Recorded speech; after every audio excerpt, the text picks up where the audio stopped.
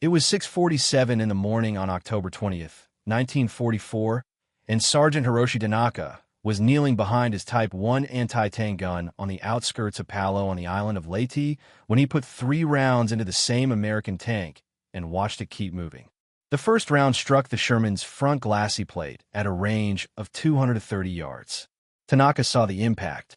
He saw the spark of the hit, heard the metallic crack that a solid shot makes when it finds steel, watched the tank shudder with the force of the strike. He waited for it to stop. It did not stop.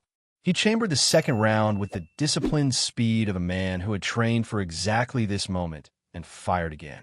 The second round struck the turret's lower face.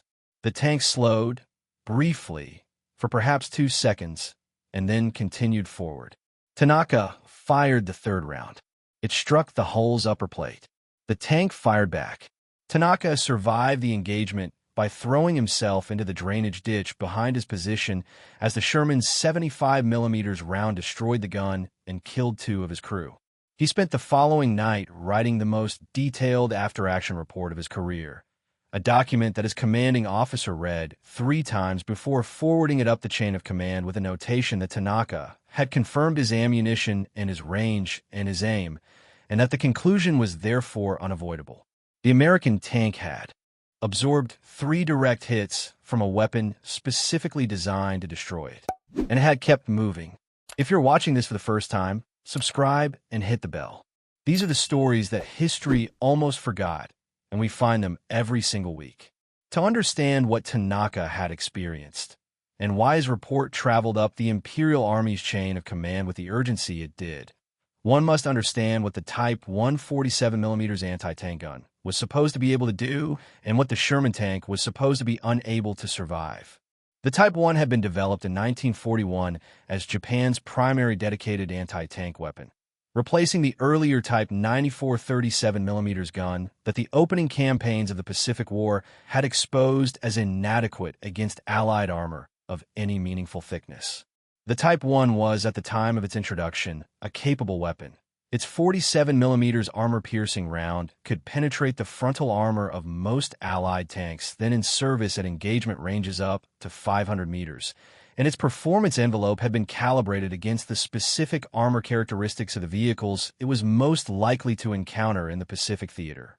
Japanese anti-tank doctrine had been built around its capabilities with the professional confidence of an ordnance establishment that had done its testing and trusted its numbers. The numbers had been accurate when they were established. The problem was that the Sherman Tanaka, engaged on the outskirts of Palo in October 1944, was not the same vehicle that the Type 1 specifications had been calibrated against.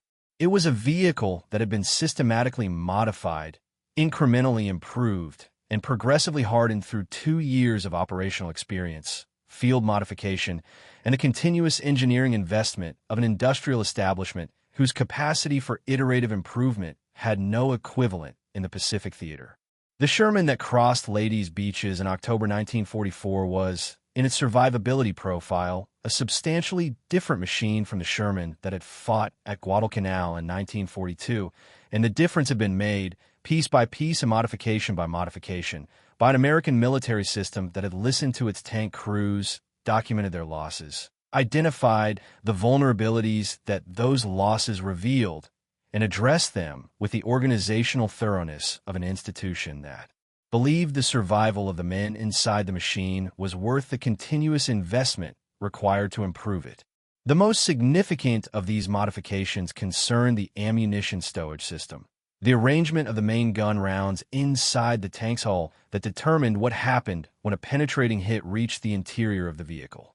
Early Sherman tanks had stored their ammunition in racks positioned along the hull sides, in locations that penetrating hits frequently reached, and that, when reached, produced catastrophic ammunition fires that killed crews even when the initial penetration had not been immediately fatal. The wet stowage modification, which surrounded the ammunition racks with a water glycol mixture contained in a protective jacket that absorbed the heat of a penetrating fragment before it could ignite the propellant charges, had been developed in response to exactly the loss pattern that the early Shermans had documented and had been progressively retrofitted and factory installed through 1943 and in 1944. A wet stowage Sherman that received a penetrating hit in the ammunition area did not automatically produce the catastrophic fire that the dry stowage version had been prone to.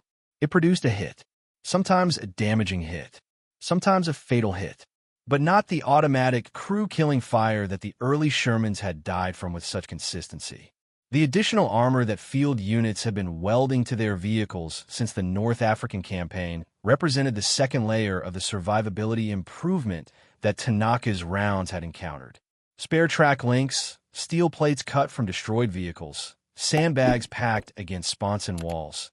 The improvised additional armor that American tank crews had been applying to their Shermans since the first encounters with weapons that could penetrate the original factory specification had been formalized. Some units into standardized modification kits that maintenance personnel could apply quickly and reliably. A Sherman approaching Tanaka's position in October 1944 might have carried, in addition to its factory armor, an additional layer of improvised protection on its front glacis and turret faces that had been added by men who had seen what happened to tanks that lacked it and who had access to the materials and the time and the institutional authorization to address the gap. This additional armor was not, by the standards of formal ballistic testing, a precision solution. It was a practical one, the product of men who understood the problem from the inside and who had the resources to address it in the field because the American logistical system had never been so strained that spare steel and welding equipment were unavailable.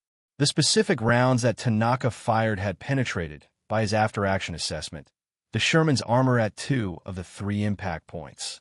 What they had not done was produce the catastrophic internal effects that penetration was supposed to guarantee. The wet stowage had absorbed the fragment energy before it reached the ammunition. The crew had been shaken, possibly injured, but not killed.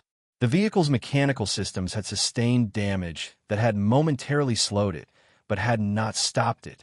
And the tank had continued its attack on Tanaka's position with the mechanical indifference of a vehicle whose designers had spent 2 years anticipating exactly the kind of hit it had just absorbed and engineering the survivability into the design that allowed it to keep functioning. The after-action reports that Japanese anti-tank units filed from the Leyte campaign through the autumn and winter of 1944 documented this pattern, with a consistency that the Imperial Army's ordnance and intelligence establishments found deeply troubling. The Type 1's rounds were finding their marks. The penetrations were occurring. The Shermans were continuing to function. The reports came from experienced crews whose ammunition was confirmed and whose range estimations were validated by the engagement geometry. Men who had done everything the doctrine required and had found the doctrine insufficient. The gap between what the weapon was supposed to accomplish and what it was actually accomplishing was not a matter of crew error or equipment failure. It was a matter of the target having changed in ways that the weapon specifications had not kept pace with. The institutional response to this documentation reflected the same structural limitations that this channel has documented across every other domain of Japanese military adaptation in the Pacific War's final years.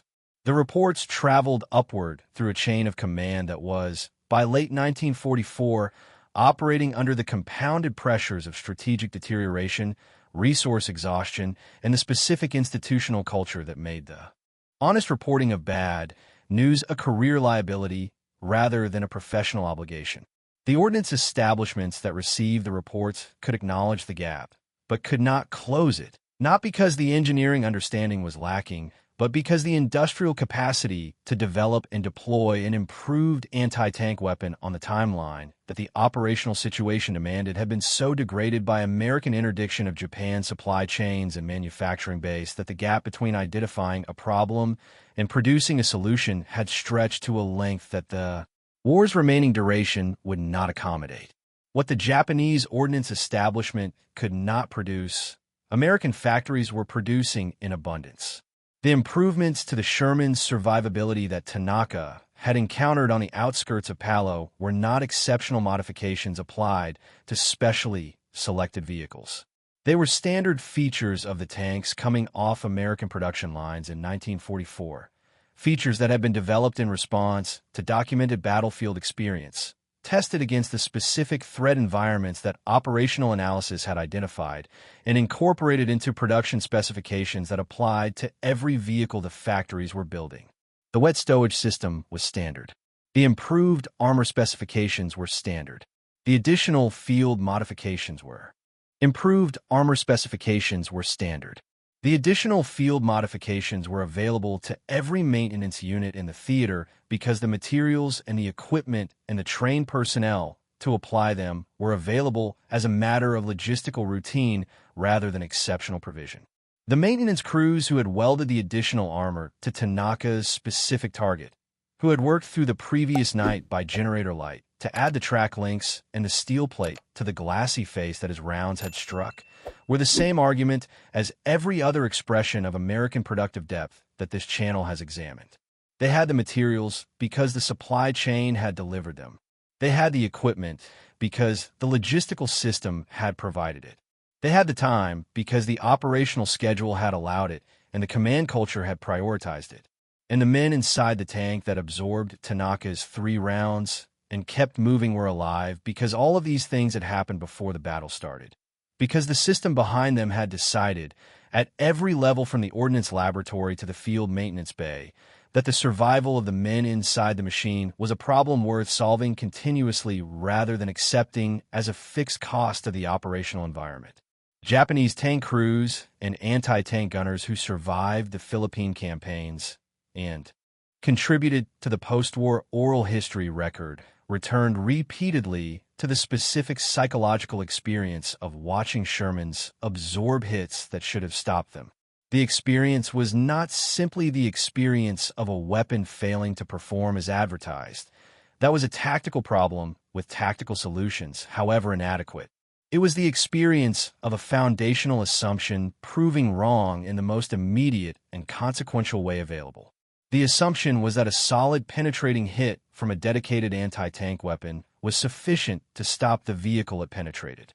The Sherman's behavior in the autumn of 1944 suggested that the assumption was conditional, that it held when the vehicle had been designed without adequate attention to survivability and failed when the vehicle had been designed with the kind of systematic, iterative, resourced attention to crew survival that the American military's organizational culture and industrial depth made possible.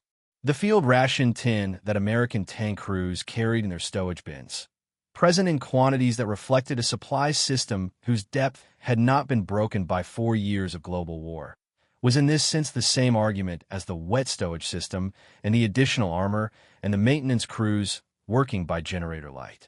It was the evidence of a civilization that had organized its productive capacity around the survival and the sustenance of the men it sent into battle, not as a luxury that abundance permitted, but as an institutional commitment that the system treated as a baseline requirement, present in every tank, on every front, on every day of the campaign, as reliably as the ammunition in the ready rack and the fuel in the tank's engine.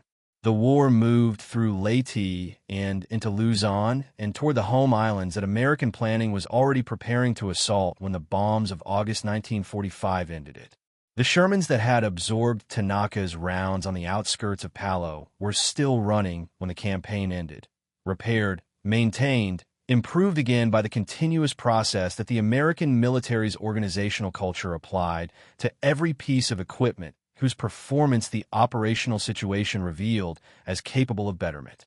Tanaka's report remained in the Imperial Army's files, its conclusion unavoidable and its implications unaddressed, a document of a gap that the war's ending foreclosed before the institutional machinery of the Japanese military could bridge it. The tank that would not stop was not an accident.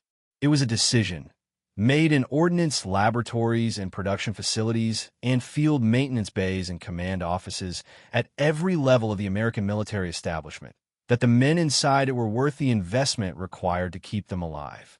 It was a decision that the civilization behind that establishment had the resources to make and the organizational culture to sustain. And it was a decision that Hiroshi Tanaka, kneeling behind his gun in the wet clay of Leyte with 3 expended rounds and a burning position and 2 dead crewmen, had encountered in the most direct and personal way that the war provided. If this story stayed with you, leave a like, share it with someone who loves history, and subscribe if you have not already. The men who fought inside those tanks, and the men who worked through the night to make them harder to kill, deserve to be remembered. We will keep finding their stories,